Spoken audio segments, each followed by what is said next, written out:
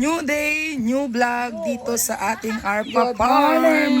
At dito nga sa ating video vlog na ito ay number 12 na. Kaya ito ang araw na magpapakain naman ako ng ating manok na pula. Grabe, ang sarap sa pakiramdam na talaga naman nagagawa ko yung mga ganitong bagay araw-araw kasi nga nabibigyan ko ng oras at talaga namang nakatutok ako sa kanila. At the same time, nakatutok din ako sa aking mga anak. Ito ay yung time na pag nasa school na mga bata, saka ako andito. At pagkasundo ko rin ng mga bata, saka din ulit ako nandito. Kaya ayan, okay na okay at ang utak ko ay talaga namang full of dito ang isip, wala na kung ano mang iba pang kailangang isipin, 'di ba? Ang saya-saya ko diyan at talaga namang eto yung may mga nakapasok na malalaking manok kaya pinag-aalis ko muna at wala pa kaming tubig dito kaya lagi ko pang nilalabas yung mga pakainan nila kasi gusto ko nga ay malinis lagi ang kanilang painuman at pakainan kasi kailangan natin yan. Dito makikita nyo na pinalitan ko na yung aking boots kasi yung boots naman na yan kanina kasusuot ko lang din dyan at gawa nga ng yan yung una kong sinuot at hindi ko pa naman yan nagagamit sa iba at nalinis ko muna yon. At ngayon nga nailabas ko na siya kailangan ito ng black na para sa loob ang gamitin natin. At ito ay magpapakain na tayo ng going 3 months old na mga manok na pula. At alam ko na nga yung kanilang kailangan kainin ngayong umaga. Kaya ginaganyan ko muna at wala muna silang water. Pero nagtitimpla pa rin kasi ako ng para sa prevention nila. Kaya ayan, pinapakain ko muna sila mabuti. Tapos pagka wala ng laman, ay saka ko naman hugasan ulit kasi meron akong tubig sa, ayan, yung 1.5. Kung napapansin nyo, lilinisan ko siya bago ko lagyan ulit ng tubig na mayroong kasamang pang gamot ko. At dito nga, ang saya, ang daming egg that time. Kaya talagang pinick up ko na at ang sarap lang sa pakiramdam na habang inaalagaan ko sila, nagbibigay naman sila sa akin ng egg. Ayan. Gustong gusto ko talaga mag-alaga kasi nga stress reliever ba. Ayan. O diba, kaysa kung ano mga isipin mo kung saan ako pumunta. Kaya ngayong ganito, meron na akong alaga. Ay talagang hindi na ako pwede mag-aalis basta-basta.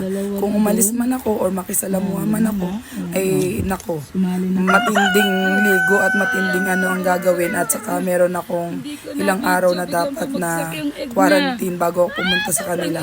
Kaya ayan, talagang iniisa-isa ko at inaayos ko yung aking mga dapat gawin, yung biosecurity ko, yung safety ng mga manok at saka yung mga dapat gawin sa kanila. Alam ko na hindi pa naman ganun ako karunong at yung aral ko ay hindi ko pa naman agad-agad yun ma-absorb at hindi ko naman agad-agad yun malalaman. Kaya isa-isa ko pa tinitingnan din yung bawat mga pinag-aralan ko, mga notes ko, yung mga printed ko. Iniisa-isa ko yun kasi nga para nga naman ako ay mas magiging may alam at mas marunong. At alam kong sa darating na panahon ay mas magagamay ko at mas magiging alam ko ang mga dapat gawin sa kanila. Kaya ayan, ngayon, basta ako ay nagiging masaya at nawawala ang stress ko at hindi ako nag-iisa sa bahay. Andito ako habang wala ang aking asawa at ang aking anak at nagiging busy ako sa mga ibang gawain na kaya kong gawin. At dito nga, huling-huli sa camera ang pagpatak ng itlog. O diba, ang saya-saya. Huli ka, boy. Ayan, ang saya lang kasi talaga namang huli sa camera ang pagpatak ng itlog. O, mainit-init pa. Fresh na fresh. At talaga namang nakakapagbigay sa akin ng ligaya, diba? Ayan. Siyempre, priority natin ang ating mga anak, pero pag nga yung naihatid ko na sa school, wala na akong gagawin, ay ayan, dito ako mas nawiwili na mag-alaga ng mga manok at nag-ikot nga ako dito at baka may mga hindi nag-itlog dun sa nest box, baka may nag-itlog dito sa mga damuhan.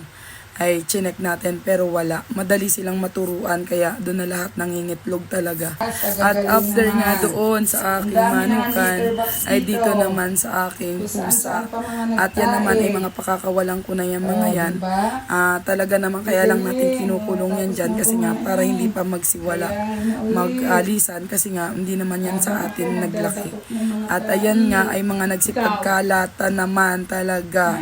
Kaya talagang binaldiyo ko pang mabuti yan at inayos ko pang mabuti yan. Talagang maraming tubig ang aking binuhos dyan at naging mabango na ulit. At dito nga ay pinakawalan ko na sila at sabi ko ay para makakain-kain sila ng mga damo-damo. At ang kagandahan, bumabalik na sila. Yun ang kagandahan kapag kinukulong mo muna ng ilang araw. At dito nga ay uuwi na at talagang kitang-kita ang pawis. Naman talaga yung pagod, di ko na iniindayan kasi ang saya lang ng utak ko na nakapokus ako sa ganung mga gawain. At ayan na, at magsusundo naman ako sa aking anak. O diba? Magluluto pa yan. Yan ay umagang gawain pa. Paano pa yung hapon? Ganun lang ulit. Susundo naman. At saka naman magluluto at magpapakain ulit. O diba? Ang saya-saya. At hanggang dito na lang muna. Please follow our page and our YouTube channel. Comment po. God bless us all. Keep safe. Ingat. Bye-bye. Thank you for watching. Bye.